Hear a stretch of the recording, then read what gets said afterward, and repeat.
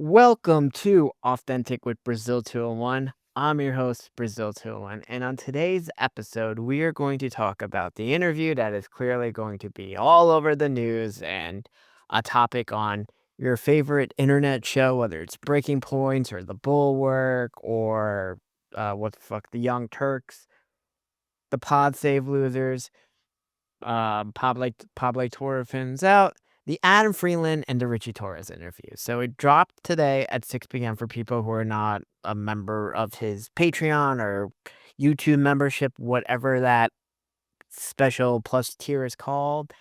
And boy, this is a mess. And Adam was very open and raw about it. And I think he comes from a good place. Now, look, let's use all the spectrums of the voters here. We're all New Yorkers in this, right? Richie's from the Bronx. Adam is a dude who lives in, I want to say, Greenpoint or Bushwick, but like, that type of, Zoran person, part of Brooklyn. Richie Torres is, a Cuomo guy. I am also a anyone but Zoran guy at the moment.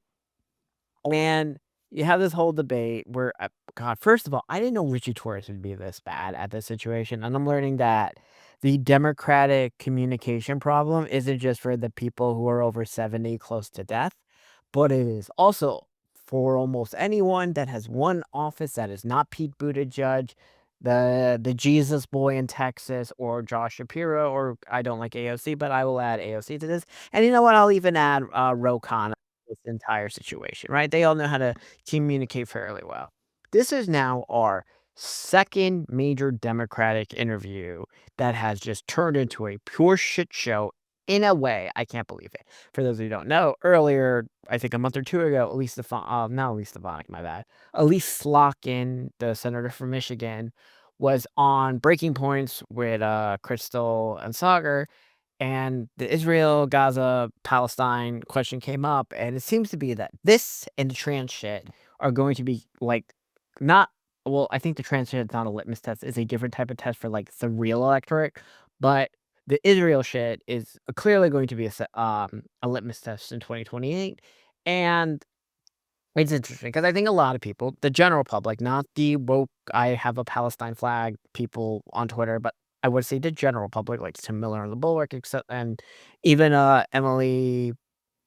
I'm so sorry, I do not know how to say Emily's name, but Emily Janiskowski from also Counterpoints, right? Where Israel, for all purposes, had carte blanche from October 2023 to, let's say, April of 2024 to do what it needed to do.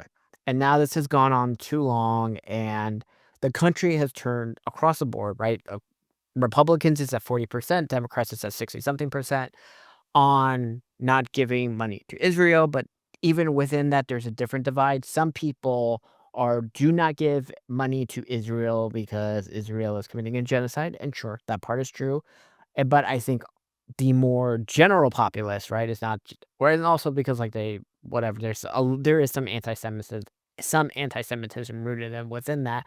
But on like let's say the MAGA right, and I would say the real general populace, a lot of people do not want to give foreign money to any country, right? So this means not to Israel and not to Palestine. And I understand Palestine's not a fucking country, whatever the fuck it is. I don't care if it's a country or a territory, whatever.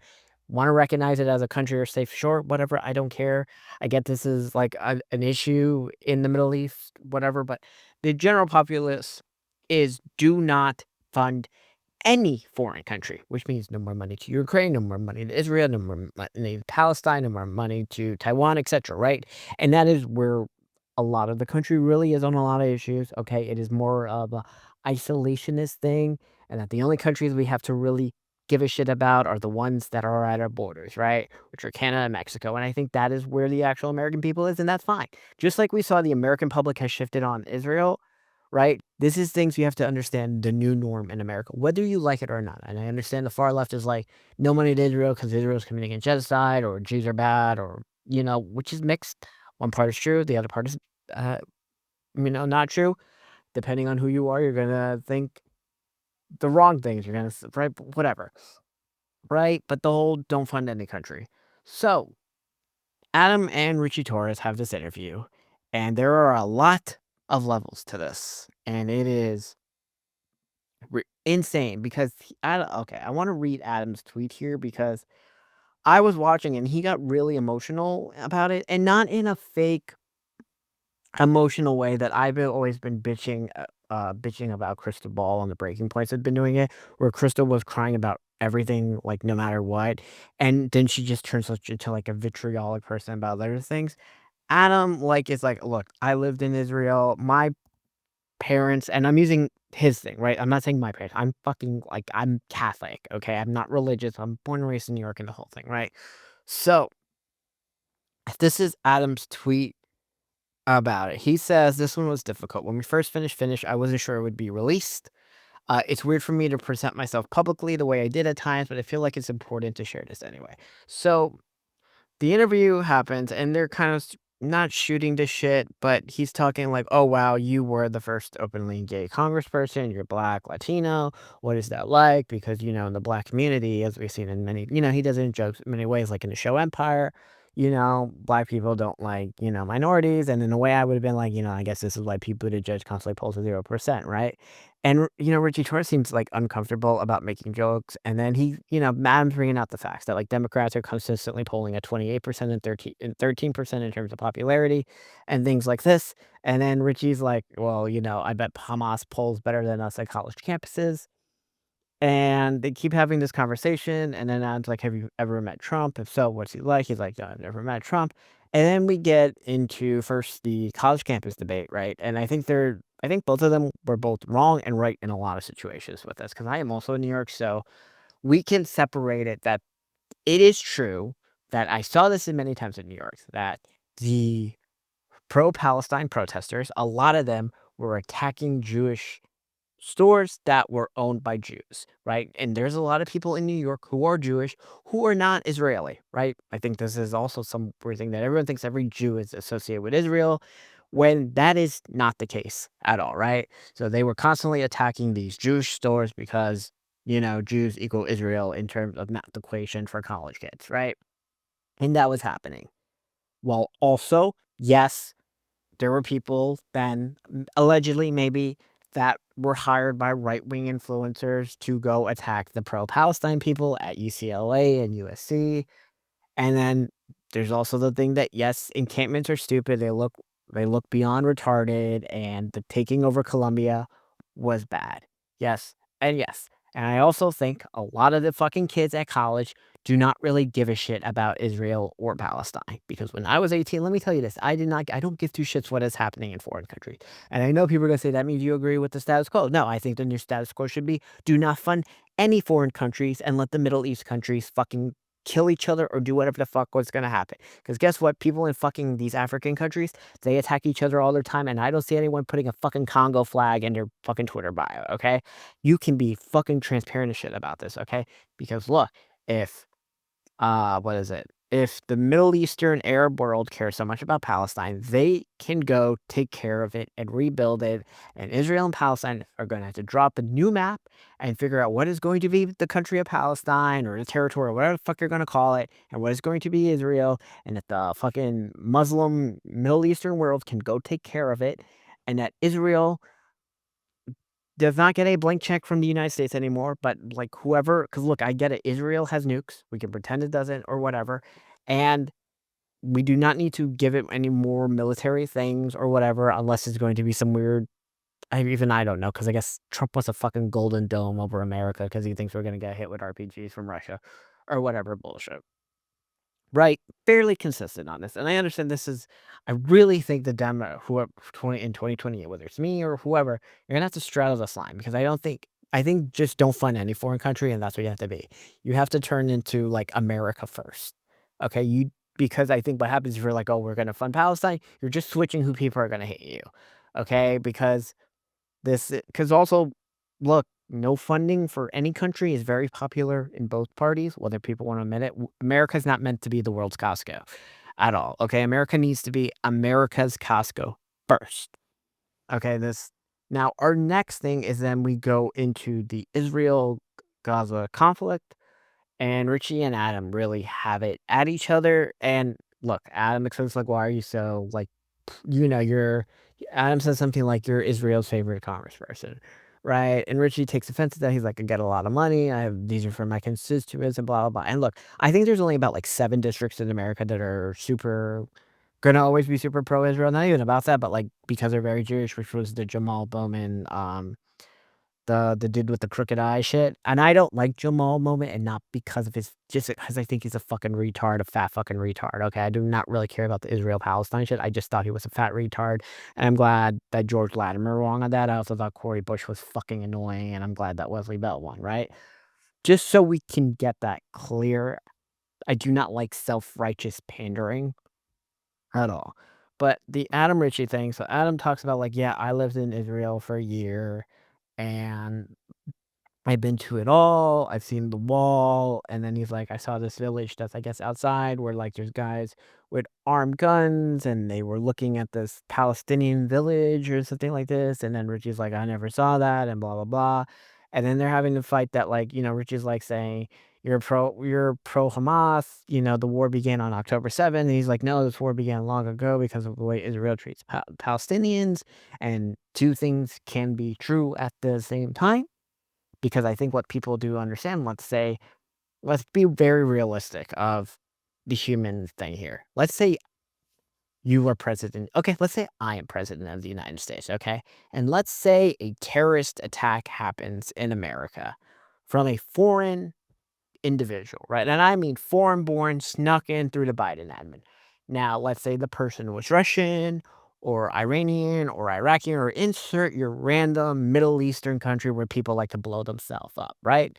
And it's a 9/11 type situation. Now, I understand there is a sizable portion of the fucking far left that will always state in nonsense. America was founded on foreign land, and we're colonizers, and we're evil, and Western values are bad, right? The fucking blue hair woke vegans that like were celebrating the Caco rebrand and do the land acknowledgments and all the other woke bullshit. But back to like potential terrorist attack, not shit, right? The average real person, I assume, is after they get all the real information. Let's say the CIA is like, this individual was born in Tehran or Iraq or, insert country where people blow themselves up, or it's Russian or whatever, right? The country itself, I'm going to say maybe now because of how divided everything is, top 65-70% would want maximum capital punishment on said country, right? Because that is the human rationale thing. A lot of you will be like, but morals and morality and blah, blah, blah. You know what? I think the moral morality, I think, as soon as you figure that out, is to, depending on what countries that place borders, is to like, and I guess America's situation, there would never be hostages because it was taking a boat back, would be to show a force to make sure that country and its allies know that shit can never happen again, right? Is so I know we have not used nukes in forever, but like a similar situation would be, let's say, okay, Iran or Iraq, foreign born Iran, Iraq who snuck in, do another 9/11 or whatever, would be to nuke one or two of the most populous areas in said country. And I think that's it. Not these fucking endless wars where people got to keep going, but I think capital punishment wants to get back because this is real life, an eye for an eye, right? And you know what? Israel was, quote unquote, allowed to have said carte blanche for 4 to 6 months. And then they lost the will. This was very similar to the Ukraine Russian thing. I think you get 6 months. That's what the general populace would believe. Not this, moral bullshit of 10%. You just have to be realistic about the situation on this, right? But look, Israel, if they, the first month or two, because I know the whole point was like, we got to rescue the hostages, but if there was no hostages in this situation, and let's say they just Hamas murdered everybody, and then somehow, though Palestine is too close to Israel, but in this fucking scenario where like Israel nuked the shit out of Palestine in that situation, immediately after October 7th, I think the general world and shit would have been like, it's justified at that, but like now in this, because of all the situation, they'd like, I'm going to drop my nuke now. It's be like, now it's, you've done your damage and you're just doing more to be a bully. There's no, that you've gone beyond an eye for an eye. And like people are tired of it. They don't want to fund this, right? There's a lot of levels to this, as you people can understand, right? So back to the Adam Ritchie thing where they're fucking interacting with each other. Ritchie is like, "Oh, you're like keep going like you're one of these pro Hamas things." He's like bringing he turns into basically a clone of like Elise Stefanik. Not Steph I know I keep missing it. That's my bad. Elise Lockett. These people, these fucking white women and this Elise name. Swear to God, right? And he's like, my communication advisor told me not to go on your show. And it's really interesting now to learn how many Democratic comm strategists, I guess, are still doing this do not go on this show type situation. Because I'm going to assume Adam Freeland, my show, Breaking Points, I don't like what's Emma Verdelaine's show, but I'm gonna assume, like, her show are, like, ones that are being told don't go on because the hosts are controversial and various different issues, and I'm assuming Theo Von and Rogan were on said list, but now they're taken off because Rogan and Theo Von matter much more than fucking Anderson Cooper, Jake Tapper. Basically, anyone who is not, like, one of the hot people on TV, so basically only Caitlin Collins and, like, Lydia Monahan matter on television. I kid each her, right? I'm sorry, but no one gives a fuck outside wine moms what Rachel Maddow has to say, or the fucking ginger who had that stupid tweet today saying, "Children were getting shot while thoughts and prayers, but the National Guard is picking up dog shit." I'm like, "What the fuck is that tweet? God damn it, that ginger is so fucking stupid." But they have this thing, and Adam is, like, getting angry at it because, look, we're having this conversation out in the open. He's like, "My parents are proud Zionists, okay? And they're very upset with me about my things because they've always been pro-Israel and pro-Jew, and this is the whole thing that's getting conflict com co I'm so sorry, I'm forgetting this word, but God, we're gonna skip that word. You know the word I mean, right? Where not all Jews are from Israel, not all Jews give a shit about Israel, some are very secular, but all and the whole thing about this, and he's like, "Now they're not gonna wanna talk to me at Thanksgiving," and he's emotional about it, 'cause Adam really cares what's going on. I think the average person, which is true, right? The average person can hold a lot of beliefs at the same time. The average person agrees, fine, a genocide is happening. Does the average person give a shit that a genocide is happening? No. And I think people need to be able to hold both two ideas at the same time. Example, I don't care what is happening to other people who are not me. Okay? I only care about myself and I guess whatever hot woman I'm trying to sleep with, right? That is it. And my pumpkin spice latte. But I can also agree, yes, a genocide is bad. Yes, we should not fund Israel, but yes, we also should not fund Palestine. Yes, we should not fund any fucking foreign country. And that should be the new status quo. Right? And I think there's a lot of things to get it. And this fucking Israel debate that is happening is just like this is door option number 3. Okay? It is not that this nonsense where we only have to fund Palestine or we only have to fund Israel is fucking bullshit. It really has to be we don't fund any country and we take our hands out of it. Okay? That is the better way. And if the CIA is fucking secretly killing people in other countries, fine, it's an American operation. They gotta do what they gotta do, because they're either America has to be the world's police, but America should not be the fucking world's Costco. Okay? But everyone should really watch the um Adam Freeland, Ritchie Torres interview because it's interesting. Because Adam really articulated a lot of emotional torment, right? He's like, "I'm a Jewish person, and I don't wanna hate the fact that I'm Jewish, and Jewish people's coming to terms with Israel's actions, but not all Jews are from Israel, and they're, like, committing war crimes," and then he's like, "I'm being told I'm a bad Jew because I don't care about Israel, or I'm a good Jew because I care about Israel," depending on the fucking Jew he's talking to. It's just a lot of shit.